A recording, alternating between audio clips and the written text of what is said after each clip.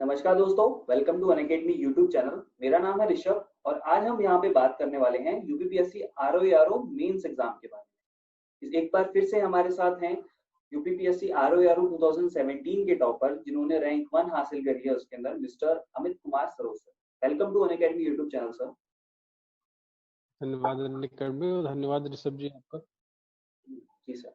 तो सर जैसा कि हमने पिछले वीडियो पे जो है हमने चर्चा करी थी कि यूपीपीएससी आरओ प्रीलिम्स में क्या स्ट्रेटेजी होनी चाहिए, क्या बुक लिस्ट होनी चाहिए और हमें किन बातों पे ध्यान देना चाहिए और क्या गलतियां नहीं करनी चाहिए। तो इस वीडियो में हम बेसिक हमारा मोटिव रहेगा कि हम आपके थ्रू ये हमारे लर्नर्स को ज्यादातर ये पहुंचा पाए कि मेंस में हमें कैसे प्रिपरेशन करनी है, कैसे हमें स्ट्रेटेजी करनी है, क्या मिस्टेक्स जो है वो अवॉइड करनी है ना।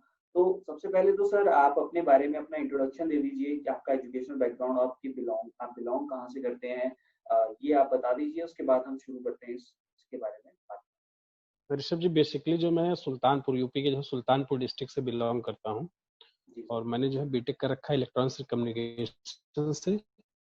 और उसके बाद मैं तैयारी कर रहा था सिविल सर्विसेज की और अभी 2017 आर परीक्षा में पहली रैंक मेरी हासिल हुई है। जी सर। तो सर सबसे पहले तो मैं आपसे यही मेंस के लिए सबसे पहले यही क्वेश्चन पूछना चाहूंगा कि जिस दिन आपको ये पता चला कि आपको you have to write the mains, आपको मेंस देना है, तो व्हाट वाज द फीलिंग और व्हाट वाज द थिंकिंग और what was the strategy you were making about it? क्या आपने सबसे पहला काम पार्डन प्लीज, क्या बोला फिर मैं? जैसे आवाज क्लियर नहीं हो पाई। आपको जैसे ही जिस दिन प्रीलिम्स का रिजल्ट आया होगा आपको पता चला होगा कि आपको मेंस देना है, ओके। तो वो कैसे जो है आपने उसके बाद जैसे कैसे रिएक्ट किया, कैसे स्ट्रेटेजी बनाई, या फिर सबसे first thing what did you about it? लेकिन ऋषभ जी, इसके पहले ही मैंने 2013 जो है मेंस दिया है और उसमें मेरा 4 मार्क्स से नहीं हुआ था फाइनली। और 2014 भी मैंने दिया है और उसमें भी मेरा 7 मार्क्स से नहीं हुआ था। और उसके बाद मैंने 17 प्रीलिम्स देने के बाद मैंने जो है मेंस के लेवल पर जो रिटन पोर्शन है जिसमें हिंदी लेटर राइटिंग आता है, उसमें कॉम्प्रिहेंशन होता है और कंप्यूटर के कुछ क्वेश्चन होते हैं, वर्ड मीनिंग होती है, एडमिनिस्ट्रेटिव जो है वर्ड मीनिंग होती है, उसको जो है मैंने तैयार किया। लेटर राइटिंग को तैयार किया। एक बुक आती है राजकाज में हिंदी, हरदेव बाहरी जी की, वहां से मैंने लेटर राइटिंग दिया। और कुछ मार्केट में भी नोट्स आते हैं, तमाम पब्लिकेशन के बुक्स हैं, उसे मैंने ले करके अपना नोट्स बनाया। पहले मैंने सबको कलेक्ट करके अपना नोट्स बनाया, फिर उसके बाद मैंने एक एक लेटर पर, जैसे कि सरकारी पत्र, अर्ध सरकारी पत्र आता है, कार्यालय ज्ञाप आता है, कार्यालय आदेश है, अधिसूचना है, इन सबको तैयार किया। सबके प्रारूप को बढ़िया से तैयार किया, सबके उदाहरण तैयार किए। जो एडमिनिस्ट्रेटिव वर्ड मीनिंग आती है उसको प्रॉपरली मैंने रीड किया, उसको प्रॉपरली तैयार किया। फिर कंप्यूटर से रिलेटेड 5 क्वेश्चन आते हैं, उनको मैंने सही से तैयार किया, क्योंकि क्या क्या होता है कि कई बार जो बीटेक बैकग्राउंड के बच्चों के लिए तो इजी है और नॉर्मल बैकग्राउंड बच्चों के लिए जो बीए और इससे आते हैं ह्यूमैनिटीज के बच्चे, उनके लिए थोड़ा सा इसमें टफ हो जाता है। 2013 में पूछ लिया था मशीन लैंग्वेज और असेंबली लैंग्वेज में डिफरेंस, और ये बच्चा वही बता सकता है जो एटलीस्ट कंप्यूटर साइंस से बीटेक किया हो या कंप्यूटर साइंस के बारे में नॉलेज रखता हो। तो इस तरीके के क्वेश्चन को टैकल करने के लिए जो हमारे पास मार्केट में बुक्स हैं, उसको उठा करके मैंने प्रॉपरली अपना नोट्स बनाया, जो प्रीवियस ईयर के क्वेश्चन उनको लिखा, राइट डाउन किया, फिर उस पर तैयार किया। और ऐसे राइटिंग के लिए मैंने एडिटोरियल पिक किया, जो है न्यूज़पेपर का पिक किया, न्यूज़पेपर से एडिटोरियल निकाला और मैगजीनों से एडिटोरियल निकाला, मैगजीनों में जो लेख आते हैं वहां से निकाला। उसको निकालने के बाद मैंने उसमें से जो पंच लाइनें होती हैं, जो काम की चीजें हैं, मान लीजिए किसी योजना से है, कृषि से संबंधित है, महिला सशक्तिकरण है, महिलाओं से संबंधित है, महिलाओं से संबंधित उज्ज्वला योजना, इस तरह की कोई योजनाएं हैं, योग से संबंधित योग पे योजना, योग पे भारत सरकार ने अभी कुछ 21 जून पे बड़ा किया था पिछले साल, 2-3 साल पहले, तो उसको मैंने निकाला। फिर जो कंटेम्प्रेरी टॉपिक हैं और फिर जो ट्रेडिशनल चीजें हैं साहित्य पर, वहां से मैंने निकाल करके अलग अपना नोट्स बनाया, उसको प्रॉपरली रिवाइज किया। और फिर सबसे ज्यादा महत्व हमें हेल्प मिली जो न्यूज़पेपर के आर्टिकल्स होते हैं, वहां से जो है हेल्प मिली ऐसे के लिए। हिंदी के लिए तो राजकाज में हिंदी बता ही दिया, हरदीप बाहरी जी किताब आती है, उससे मैंने पूरा किया। और जीएस और हिंदी जो ऑब्जेक्टिव पेपर, एक हिंदी का होता है, एक जीएस का ऑब्जेक्टिव होता है, इसके लिए सेम वही बुक जो पुरानी पीटी के लिए काम करती है, वही प्रीलिम्स वाली वही मेंस पे भी काम करती है। बस एक्यूरेसी का ध्यान रखना होता है, क्योंकि यहाँ पर मेंस में होता है, इंटरव्यू होना नहीं रहता है, नंबर्स ऑफ स्टूडेंट कंपटीशन ज्यादा, सीटें कम होती है, तो एक्यूरेसी जितनी ज्यादा होती है उतना ज्यादा बेनिफिट मिलता है। उसी के हिसाब से मैंने इसको बीट किया जो। जी। तो जैसे कि आपने अपनी पूरी स्ट्रेटेजी आपने यहाँ पे बता दी, आपने क्या स्ट्रेटेजाइज किया था मेंस के लिए, कैसे किया था। आई होप कि लर्नर्स के लिए काफी बेनिफिशियल इन्फॉर्मेशन इससे मिली होगी।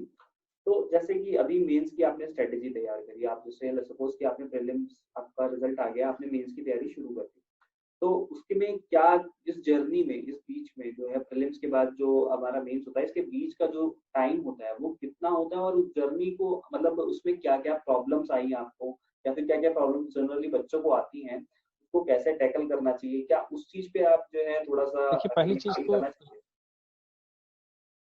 देखिए ऋषभ जी, ऐसा होता है, पहली चीज तो अगर आपको लगता है कि मान लीजिए कि किसी भी स्टूडेंट कंप्यूटर का अगर पीटी हो रहा है, तो उसको तुरंत अपना मेंस के जो है सिलेबस को अपना निकाल करके, या जहां से भी हो मेंस का सिलेबस अपने पास रख के उससे रिलेटेड जो भी किताबें हैं उसको एक जगह रख लेना चाहिए। फिर उसके बाद बहुत ज्यादा भटकने से अच्छा है कि जो आपके पास मैटर है, जो आपने बनाया है, प्रीलिम्स में वाला जो जीएस वाला पोर्शन एटलीस्ट, और हिंदी वाला ऑब्जेक्टिव वाला पोर्शन, वो मेंस में भी काम करता है। इन दोनों मैटर को आपने जो पीटी में पढ़ा था वही आपको मेंस में काम करेगा। तो इन सब चीजों में तो आपको भटकना नहीं, इन दो चीजों में तो भटकना नहीं, इन चीजों को रिवाइज करते रहना है। और दूसरी चीज, हिंदी जो लेटर राइटिंग 100 मार्क्स का आता है, उसमें लेटर राइटिंग रहती है, कॉम्प्रिहेंशन रहता है, मुहावरे रहता है, इसके लिए मार्केट में भी किताबें हैं। हिंदी के हरदेव बाहरी में भी है, राजकाज में हिंदी आती है, भाषा एवं भाषा एवं शब्द अर्थ प्रयोग करके हरदेव बाहरी जी किताब आती है, उसमें भी समझिए, वहां से आप इसको कर सकते हैं। और अपना व्यक्तिगत आप नोट्स बना सकते हैं। मार्केट में तमाम मैगजीनें ऐसी आ रही हैं, या किसी के नोट्स ले करके आप अपना बना लें, क्योंकि लेटर 100 नंबर का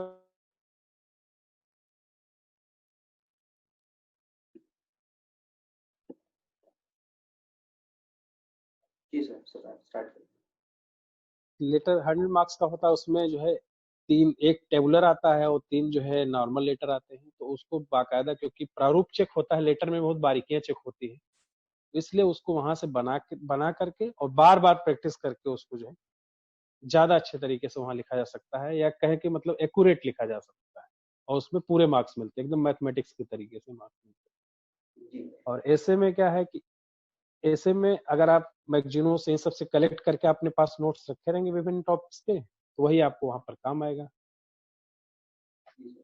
तो सर जैसे कि अभी आपने ऐसे और लेटर राइटिंग की बात करी, जैसे ये मेंस में आता है, तो आई थिंक इसके लिए हमें एक सेपरेट वीडियो बनानी चाहिए कि जो है how to write a good answer, good write ऐसे और गुड लेटर, कि जिससे कि उस पे आप जो है काफी डिटेल में बात करते हैं, क्योंकि अभी हम जो है मेंस की स्ट्रेटेजी की बात कर रहे हैं, उसके बाद हम आंसर राइटिंग मतलब जो है ये ऐसे राइटिंग और इस पे आएंगे, कि जिससे बच्चों को जो है आई थिंक डिफरेंशिएट हो जाए कि स्ट्रेटेजी ऐसे बनानी है और उसके बाद हमें ऐसे राइटिंग के लिए ऐसे तैयारी करनी है। तो अभी जैसे मेंस का अगर पैटर्न की बात करें, तो मेंस का पैटर्न क्या रहता है, कि इसके अंदर क्या चीजें पूछी जाती है, जैसे अभी आपने पूछा, आप बताया कि ऐसे राइटिंग और लेटर तो आता ही है, बाकी जो है ऑब्जेक्टिव क्वेश्चंस भी आते हैं, वो कौन से सब्जेक्ट्स और क्या सब्जेक्ट्स कवर होते हैं, वो चीज आप बता सकते हैं।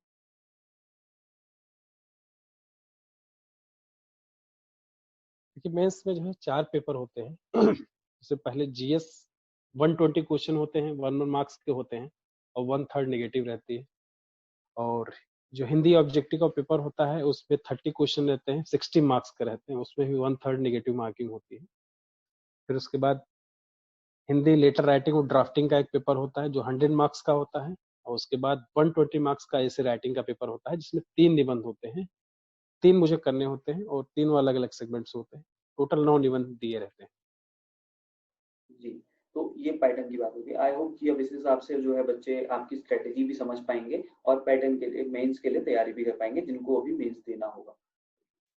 ठीक है सर, तो ये मेंस पे हमारी बात हो गई है, स्ट्रेटेजी क्या है, प्लान क्या है, बुक्स आपने जो है डिसाइड कर दिया। अगर आपकी कोई एक पर्टिकुलर सब्जेक्ट अगर आपको पता करना है दोस्तों, जो है लर्नर्स से मैं बात कर रहा हूँ, कि अगर इससे रिलेटेड आपको कोई पर्टिकुलर सब्जेक्ट के लिए मेंस के लिए बुक बुक की बात करनी है, वैसे तो I think overall books sir ने कवर कर दी है, फिर भी अगर आपके पास कोई क्वेश्चन है तो आप कमेंट में डाल सकते हैं। ठीक है, तो सर जो है हम सर से बात करके उसका जो है आंसर आपको करवा देंगे। ओके, तो ये तो मेंस की स्ट्रेटेजी में बात हो गई। और जैसे अभी सर आपका 2017 का जो है वो रिजल्ट आया था, वो आपका रिजल्ट कब आया था, लास्ट ईयर आया था। अभी आपकी सर ज्वाइनिंग जो है ज्वाइनिंग अभी हो चुकी है आपकी एज आर ओ। रिसर्च अभी ज्वाइनिंग अभी नहीं हुई है, अभी कोरोना की वजह से डॉक्यूमेंट वेरिफिकेशन हो नहीं पाया है। जी। और आयोग जैसे ही नोटिस देगा उसके बाद डॉक्यूमेंट वेरिफिकेशन होगा, उसके बाद पुलिस और मेडिकल वेरिफिकेशन के बाद ज्वाइनिंग होगी। जी। ओके।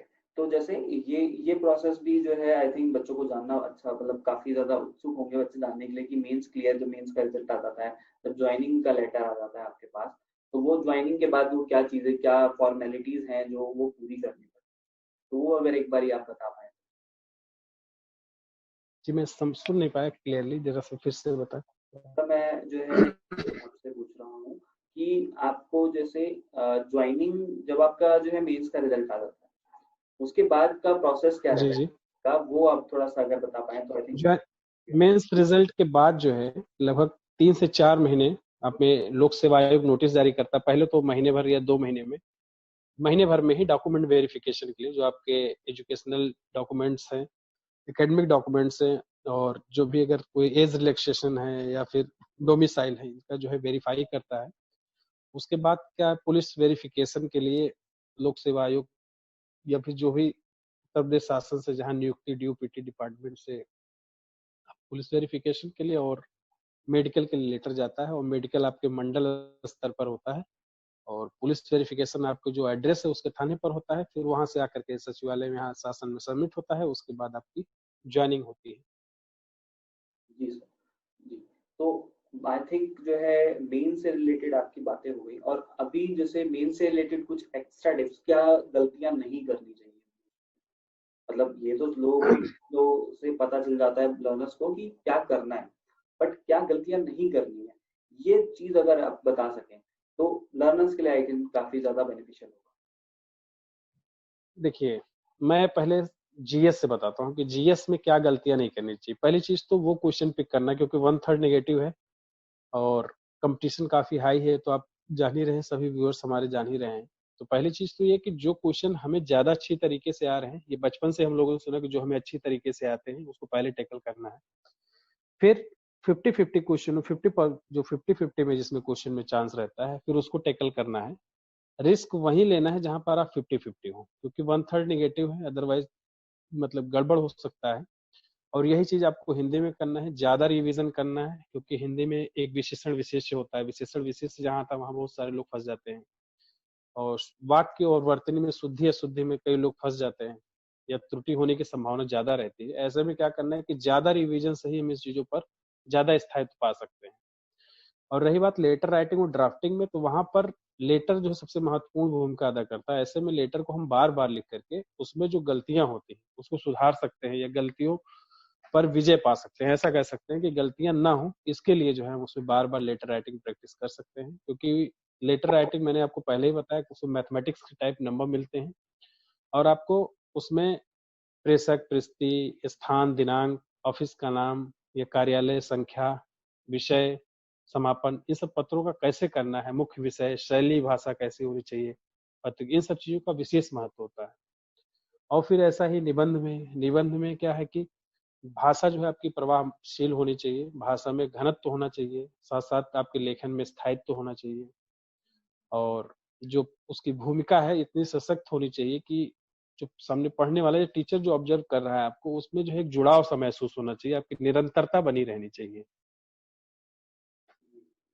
तो सर जैसे कि अभी ये बातें हो गई हमारी मेंस, ओके, तो एक जनरली क्वेश्चंस आते हैं कि जैसे ज्वाइनिंग के बाद एक डिपार्टमेंट आपको अलॉकेट होता है, शायद किसी एक पर्टिकुलर डिपार्टमेंट में आप जी जी। होते हैं। तो क्या वो डिपार्टमेंट अभी से आपको पता होता है या फिर वो ज्वाइनिंग के बाद ही आपको पता नहीं नहीं, ज्वाइनिंग के बाद ही जो है, जैसे कि उत्तर प्रदेश शासन में लगभग 90 से प्लस ही डिपार्टमेंट है, और 90 से 95 के बीच में विभाग है, और इन्हीं विभागों में आपकी ज्वाइनिंग होती है, किसी विभाग में मिलती है, ये है? आपको पहले से नहीं पता होता है, ये आपको आफ्टर ज्वाइनिंग ही डिसाइड हो सकता है। ओके। और सचिवालय प्रशासनिक विभाग होता है सचिवालय में, वही आपको डिसाइड करता है कि आपको किस डिपार्टमेंट में भेजा जाएगा।